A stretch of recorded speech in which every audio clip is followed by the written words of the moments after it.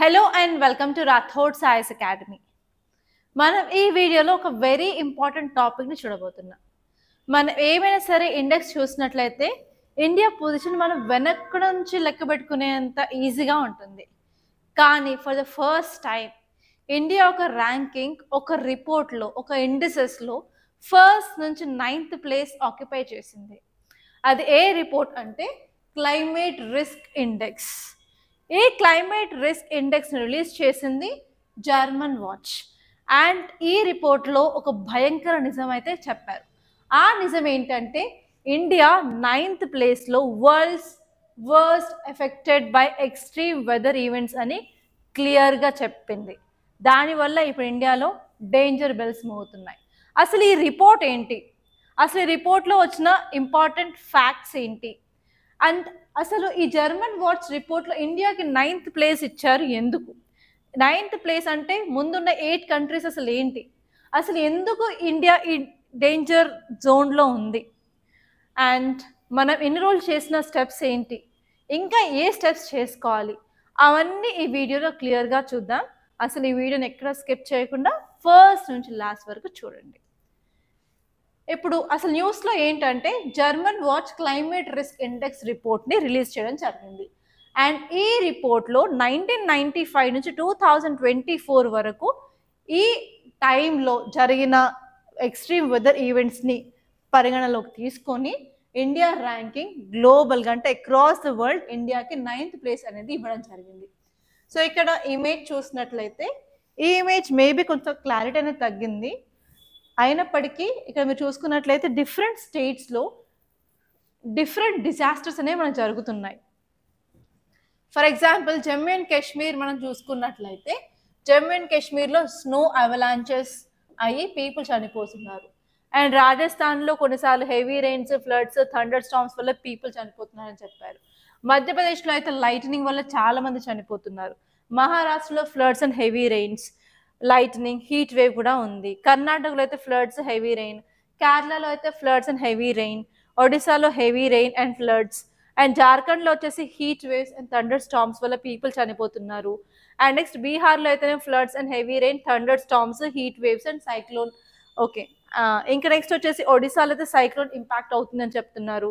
And అదే కాకుండా లే రీజియన్లో మాత్రం స్నో అవలాంచెస్ ఎక్కువ అవుతున్నాయి. హిమాచల్ ప్రదేశ్లో ఫ్లడ్స్ అండ్ హెవీ రెయిన్. యూపీలో అయితేనేమో కోల్డ్ వేవ్. ఇలాంటి డిఫరెంట్ ఎక్స్ట్రీమ్ వెదర్ ఈవెంట్స్ వల్ల చాలా మంది ప్రాణాలు కోల్పోతున్నారని చెప్పి ఈ రిపోర్ట్ క్లియర్గా చెప్పడం జరిగింది. సో ఇంకా మరికొన్ని డీటెయిల్స్ చూసుకున్నట్లయితే ఆ టాప్ 8 కంట్రీస్ ఏంటి, ఇండియా కంటే ముందున్నవి ఏంటంటే Dominica, next Myanmar, Honduras, Libya, Haiti, Grenada, Philippines, Nicaragua. 9th పొజిషన్లో ఉంది మాత్రం ఇండియా. సో ఇక్కడ ఈ వరల్డ్ మ్యాప్ చూసుకున్నట్లయితే మీకు డిఫరెంట్ కలర్స్ కనిపిస్తున్నాయి కదా. డార్క్ రెడ్ నుంచి రెడ్ కలర్లో ఉన్నాయి మాత్రం చాలా హై రిస్క్ కంట్రీస్. ఇక్కడ ఈ ఏరియా ఉందా, కనిపిస్తుందా? సో ఏషియాలో south east Asia part, India part, పక్కన పాకిస్తాన్, ఆఫ్ఘనిస్తాన్, ఇవన్నీ రెడ్ జోన్లో ఉన్నాయి. అదే కాకుండా ఇక్కడ మెడగాస్కర్, కొన్ని సౌత్ ఆఫ్రికన్ కంట్రీస్, ఆఫ్రికాలో సౌత్ సైడ్ ఉన్న కంట్రీస్ కొన్ని కనిపిస్తున్నాయి. అండ్ ఆరెంజ్ కలర్లో కొన్ని countries, especially Russia, China, Mongolia part, ఇక్కడ ఆస్ట్రేలియా కనిపిస్తుంది. అసలు డేటా లేనివి కూడా కొన్ని ఉన్నాయి, లైక్ గ్రీన్లాండ్ అండ్ ఇక్కడ యుఎస్ఏ అండ్ కెనడా ఏరియాస్లో అంత డేటా అయితే మనకు లేదు అని చెప్పి ఈ మ్యాప్ క్లియర్గా రీప్రజెంట్ అయితే చేస్తుంది. అండ్ నెక్స్ట్ అసలు ఈ రిపోర్ట్లో చెప్పిన భయంకర నిజాలు ఏంటి అని అంటే ఫస్ట్ వచ్చేసి 1995 నుంచి 2024 వరకు ఇండియాలో 430 ఎక్స్ట్రీమ్ ఈవెంట్స్ అయితే జరిగాయి. ఫర్ ఎగ్జాంపుల్ డ్రాట్స్ కానివ్వండి, సైక్లోన్స్ కానివ్వండి, అవలాంచెస్ కానివ్వండి, ఆర్ ఎల్స్ ఎర్త్క్వేక్స్ కానివ్వండి, floods, what ever it may be. And ఇలా 430 ఎక్స్ట్రీమ్ ఈవెంట్స్ జరిగిన తర్వాత అరౌండ్ 80,000 పీపుల్ ప్రాణాలు కోల్పోయారు, చనిపోవడం జరిగింది. అండ్ అదే కాకుండా దీనివల్ల మన ఇండియాకి ఎకనామిక్ లాస్ ఎంత ఉందనుకుంటున్నారు? Around $170 billion. అండ్ అంతేకాదు ఓన్లీ 2024లో మాత్రమే ఇండియాకి అరౌండ్ 15 డిజాస్టర్స్ అయితే వచ్చాయి. అండ్ ఎస్పెషల్లీ మనం చూసుకున్నట్లయితే 2024లో ఇండియా ర్యాంకింగ్ కొంచెం బెటర్గానే ఉండేది, అది 15th ర్యాంక్లో ఉండేది. కానీ 2026 రిపోర్ట్లో వచ్చేసరికి ఇండియా ర్యాంక్ కాస్త 9కి చేరింది. ఇంకా 2027, 2028, 2030 లోపు ఇంకా ఏం జరుగుతుందో మీరు ఊహించవచ్చు అనమాట.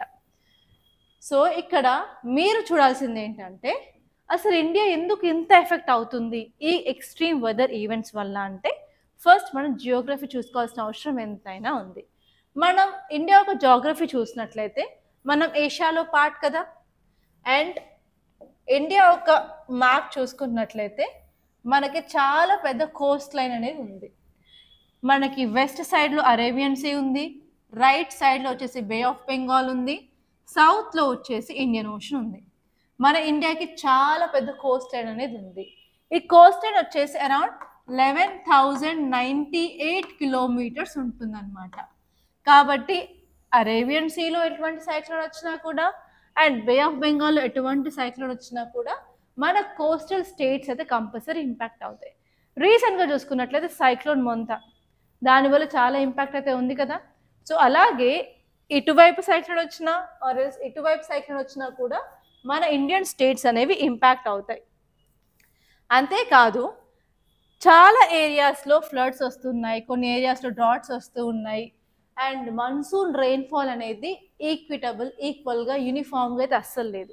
కొన్ని ఏరియాస్లో ఎక్కువ రెయిన్ఫాల్ వస్తుంది, కొన్ని ఏరియాస్లో తక్కువ రెయిన్ఫాల్ వస్తుంది. దానివల్ల కూడా మనకి ఇష్యూస్ అనేవి ఉంటాయి. సో కొన్నిసార్లు ఎక్కువ వర్షం పడినప్పుడు ఏంటంటే కొండ చర్యలు విడిపడిపోతూ ఉంటాయి, అంటే ల్యాండ్ స్లైడ్స్ అనేవి ఎక్కువ జరుగుతూ ఉంటాయి.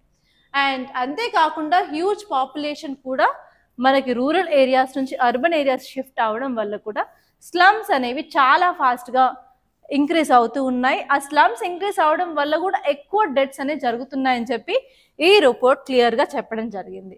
అండ్ అంతేకాకుండా మన ఇండియాలో మెయిన్లీ ఎకానమీ వచ్చేసి అగ్రికల్చర్ బేస్డ్ ఎకానమీ అని అంటాం. వ్యవసాయం మీద డిపెండ్ అయ్యే వాళ్ళే చాలామంది ఉంటారు. కాబట్టి ఇలా మన్సూన్ మీద డిపెండ్ అవ్వడం వల్ల కొన్నిసార్లు ఎల్నినో ఉంటుంది, కొన్నిసార్లు లానినా ఉంటుంది. ఎల్నినో ఉన్నప్పుడు మనకి సరిగ్గా వర్షాలు అనేవి పడవు, కానీ లానినా ఉన్నప్పుడు గుడ్ రెయిన్ఫాల్ అయితే పడుతుంది. అలా తక్కువ రెయిన్ఫాల్ పడ్డప్పుడు ఏంటంటే లైవ్లీహుడ్స్ ఆఫ్ పీపుల్ అనేది డిస్టర్బ్ అవుతుంది.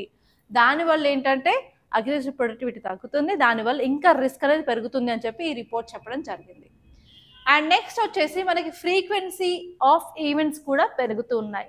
అంటే రిపీటెడ్గా ఈ సైక్లోన్స్ రావడం కానీ, రిపీటెడ్గా ఎక్కువ సార్లు ల్యాండ్ స్లైడ్స్ అవ్వడము, స్నో అవలాంచెస్ అవ్వడము, మన ఇండియాకి నార్త్ వైపున ఉన్న హిమాలయాస్ గ్లేషియర్స్తో నిండి ఉంటాయి, అంటే ఐస్ స్నో కవర్తో ఉంటాయి. కానీ టెంపరేచర్ ఇంక్రీజ్ అవ్వడం వల్ల అది మెల్ట్ అవుతూ ఏమవుతుందంటే గ్లేషియల్ లేక్స్ని ఫామ్ చేస్తూ ఉంటాయి. ఆ ఫెనామినా ఎలా జరుగుతుందంటే, ఫర్ ఎగ్జాంపుల్ ఇదొక హిమాలయన్ మౌంటైన్ అనుకోండి, దీనిపైన మనకి మంచుతో కప్పబడి ఉంటుంది, ఐస్ స్నో అంతా ఉంటుంది కదా. సో మనకి ఎప్పుడైనా సరే టెంపరేచర్ పెరిగినప్పుడు ఏమవుతుంది అంటే మనకి సన్ నుంచి వచ్చేది ఇన్సోలేషన్, అంటే ఇన్కమింగ్ సోలార్ రేడియేషన్ ఎప్పుడు షార్ట్ వేవ్గానే ఉంటుంది. దాంట్లో హై ఇంటెన్సిటీ ఆఫ్ హీట్ ఉండడం వల్ల ఈ గ్లేషియర్స్ అనేవి మెల్ట్ అవుతాయి, కరిగిపోతాయి. కరిగిపోయి ఏంటంటే మనకు కొన్ని చోట్ల లేక్స్ లాగా ఫామ్ అవుతాయి అన్నమాట. సో ఇలా కరిగిపోతూ ఉండి ఈ వాటర్ అనేది వచ్చేసి లేక్లో చేరడం వల్ల ఆ లేక్ యొక్క కెపాసిటీ మించి వాటర్ వస్తే ఏమవుతుందంటే లేక్ బస్ట్ అవుతుంది. ఆ లేక్ బస్ట్ అయ్యి ఒక్కటేసారిగా అందులో ఉన్న వాటర్ అనేది బయటికి రావడం వల్ల మనకి glacial lake outburst flood అనేది జరుగుతుంది అన్నమాట. సో ఇండియాలో ఏమవుతుంది అంటే డిజాస్టర్స్ అనేది ఎక్కువ మోతాదులో వస్తూ ఉన్నాయి బికాస్ ఆఫ్ క్లైమేట్ చేంజ్ అని చెప్తున్నారు అనమాట. ఎస్పెషల్ 2024లో లాస్ట్ 9 monthsలో ఇండియాకి అరౌండ్ 255 of 274 daysలో మనకి చాలా డిజాస్టర్స్ అనేవి వచ్చాయని చెప్పి క్లియర్గా ఈ ఆర్టికల్ చెప్తుంది. అండ్ అదే కాకుండా సోషల్ ఎకనామిక్ వల్నరబిలిటీ కూడా చాలా పెరిగిపోతుంది. ఎస్పెషలీ అగ్రికల్చర్ సంబంధించిన వాళ్ళు, ఇన్ఫార్మల్ సెక్టార్కి సంబంధించిన వాళ్ళైతే మోర్ వల్నరబుల్ అవుతూ ఉన్నారు, వాళ్ళు ఎక్కువ ప్రాణాలు అనేది కోల్పోతున్నారని చెప్తున్నారు. అసలు మెయిన్ రీజన్స్ వచ్చేసి అర్బనైజేషన్, అదే కాకుండా ర్యాపిడ్ డెవలప్మెంట్ అవ్వడం and encroachments in flood plains and మన యొక్క ఈకోసిస్టమ్స్ డిగ్రేడ్ అవ్వడం వల్ల కూడా దీని యొక్క సివియారిటీ అనేది రోజుకింత పెరిగిపోతుందని చెప్పి ఈ ఆర్టికల్ చెప్పడం జరిగింది. కానీ ఇంతవరకు గవర్నమెంట్ ఎలాంటి స్టెప్స్ తీసుకోవట్లేదా? అసలు తీసుకుంటుంది, అసలు గవర్నమెంట్ ఏం చేస్తుంది అనే ప్రశ్నలు కూడా వస్తున్నాయి. సో వీటికి ఆన్సర్స్ ఏంటంటే, government already national action plan on climate చేంజ్ని 2008లో తీసుకురావడం జరిగింది. ఇందులో గవర్నమెంట్ 8 నేషనల్ మిషన్స్ తీసుకొచ్చింది. ఆ మిషన్స్లో మనం ఫోకస్ చేసేది ఏంటంటే సోలార్ మీద, ఎనర్జీ ఎఫిషియన్సీ మీద, sustainable habitat, water, Himalayan ecosystem, green India, sustainable agriculture, knowledge. So వీటి మీద మనం అడాప్టేషన్, మిటిగేషన్ మీద ఫోకస్ చేస్తున్నాం. అంతేకాకుండా మనం టెక్నాలజీ అండ్ ఫోర్కాస్టింగ్ ఎన్హాన్స్మెంట్ కూడా చేస్తున్నాం అన్నమాట. సో మన ఇండియాలో ఉన్న ఫోర్కాస్టింగ్ సిస్టమ్ ఏంటంటే భారత్ ఫోర్కాస్టింగ్ సిస్టమ్. ఇందులో మనం 6 కిలోమీటర్ గ్రిడ్ మోడల్ని యూజ్ చేస్తున్నాము. దీనివల్ల మనం వెదర్ని ప్రెడిక్ట్ చేయడం కానీ, అలాగే ఎర్లీ వార్నింగ్ కెపాసిటీని కూడా డే బై డే ఇంక్రీజ్ చేస్తూనే ఉన్నాం. అంతేకాకుండా మనకు న్యూగా వచ్చిన టెక్నాలజీస్ని కూడా మనం యూజ్ చేసుకొని మన యొక్క ఎర్లీ వార్నింగ్ సిస్టమ్ని కూడా స్ట్రాంగ్ చేస్తున్నాం. అంతేకాకుండా ఎస్పెషలీ మనం ఒక యాప్ని కూడా క్రియేట్ చేయడం జరిగింది. ఆ యాప్ పేరే సాక్హెట్ యాప్ అన్నమాట. ఇది ఎవరు చేశారు అంటే NDMA, national disaster management authority, ఈ యాప్ని క్రియేట్ చేయడం జరిగింది. అండ్ ఈ యాప్ ద్వారా జియో ట్యాగ్డ్ అలర్ట్స్, ఏ ఏరియా అయితే మనకి ఫ్లడ్స్ కానీ డిజాస్టర్ కానీ వచ్చే అవకాశం ఉందో ఆ ఏరియా వరకే ఆ ఏరియాలో ఉన్న మొబైల్ ఫోన్స్ ఏవైతే ఉన్నాయో, ఆపరేషన్లో ఉన్నాయో, వాటి అన్నిటికీ అలర్ట్స్ అనేవి ఉంటాయన్నమాట. ఫర్ ఎగ్జాంపుల్, మీరు హైదరాబాద్ లొకేషన్లో ఉన్నట్లయితే మీకు రెయిన్ఫాల్ వస్తుంది, సో జాగ్రత్తగా ఉండండి, ట్రాఫిక్ జామ్ అయ్యే ఛాన్సెస్ ఉన్నాయని చెప్పి హైడ్రా నుంచి మీకు ఎలా అయితే మెసేజెస్ వస్తాయో, అలాగే డిఫరెంట్ ఏరియాస్ ఏవైతే డిజాస్టర్ ప్రోన్ ఉన్నాయో వాటికి సాక్హెట్ యాప్ ద్వారా వాళ్ళకి మెసేజెస్ అనేది, అలర్ట్స్ అనేవి వెళ్ళిపోతూ ఉంటాయన్నమాట. అదే కాకుండా మన క్లైమేట్ రెసిలియంట్ అగ్రికల్చర్ ఇన్సూరెన్స్ కోసం కూడా మనకు కొన్ని ప్లాట్ఫామ్స్ అయితే ఉన్నాయి. ఎస్పెషల్లీ ఫార్మర్స్ కోసం అయితే సారథి ఉంది. అండ్ అలాగే climate shock insurance for women outdoor వర్కర్స్కి కూడా మనం ప్రొవైడ్ చేస్తున్నాం.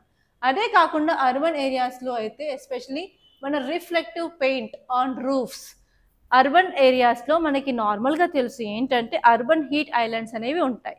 అంటే ఏంటంటే మన అర్బన్ ఏరియాస్లో కాంక్రీట్ అనేది ఎక్కువ యూజ్ చేయడం వల్ల ఈ కాంక్రీట్ ఎక్కువ హీట్ని అబ్సార్బ్ చేసుకొని చాలా సేఫ్ వరకు కూడా దాన్ని హోల్డ్ చేయడం వల్ల మనకి చాలా వరకు చాలా వేడిగా అనిపిస్తూ ఉంటుంది.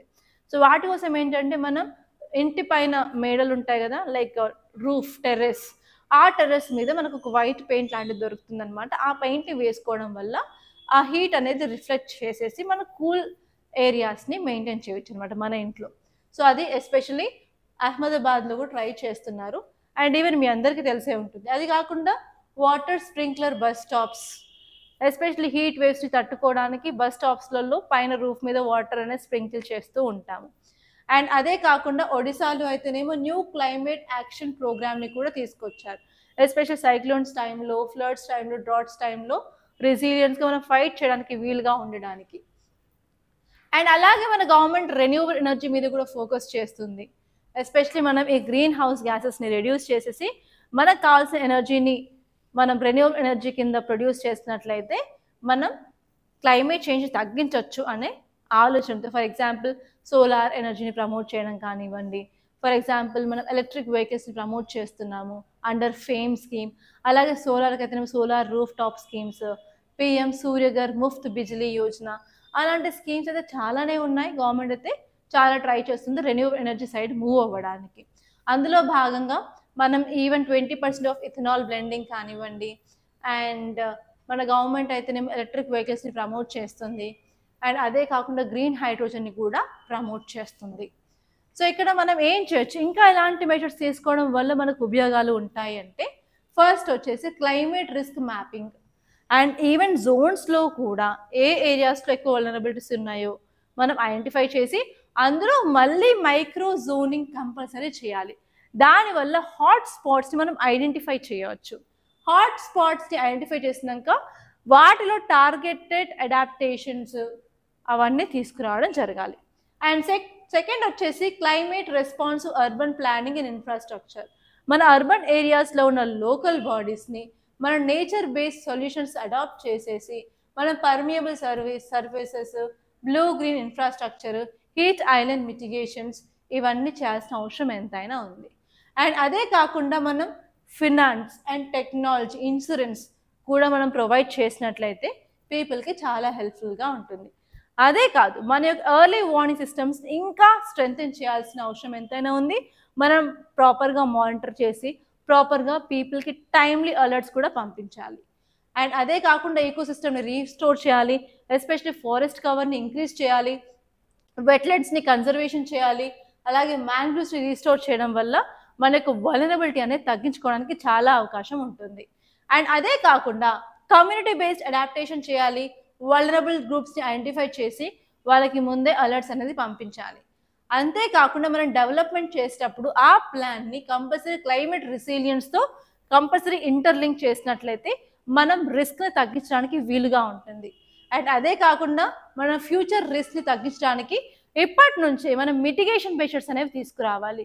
అంటే మన ప్యారిస్ క్లైమేట్ గోల్ యొక్క టార్గెట్స్ ఏవైతే ఉన్నాయో 1.5 degrees 2 degrees centigrade global warming తగ్గించాలి అనుకుంటున్నాం కదా. సో అలాంటి టార్గెట్స్ ఏమైనా ఉన్నట్లయితే కంపల్సరీ టార్గెట్ని అచీవ్ చేయడానికి ఎంతైనా ట్రై చేయాల్సి ఉంటుంది. ఇలాంటి మెజర్స్ తీసుకున్నట్లయితే కంపల్సరీ ఫ్యూచర్లో ఇలాంటి డిజాస్టర్స్ రాకుండా, ఒకవేళ వచ్చినా కూడా వాటి వల్ల సంభవించే లాసెస్ని తగ్గించడానికి మనకు వీలుగా ఉంటుంది. సో మీరు ఈ ఇష్యూ మీద ఏమనుకుంటున్నారో కమెంట్లో చెప్పండి. అసలు మర్చిపోద్దు, మీరు కనుక ఈ వీడియో నచ్చినట్లయితే కంపల్సరీ లైక్ చేయండి, అలాగే షేర్ చేయండి, మన ఈ ఛానల్ని సబ్స్క్రైబ్ చేసుకోండి, అండ్ మీరు టెలిగ్రామ్ ఛానల్ని కూడా ఫాలో అవ్వచ్చు. Thank you so much guys for watching.